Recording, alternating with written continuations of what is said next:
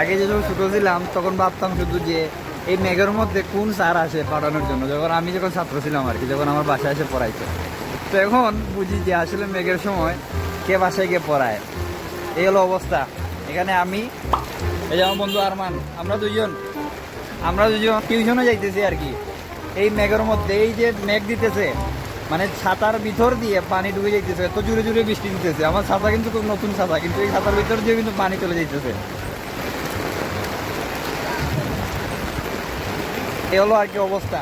এখন যখন নিজে শিক্ষক হয়েছি, এখন নিজে বুঝতে পারতেছি আসলে যে এই বৃষ্টির মধ্যে আসলে কে যায় পড়ানোতে।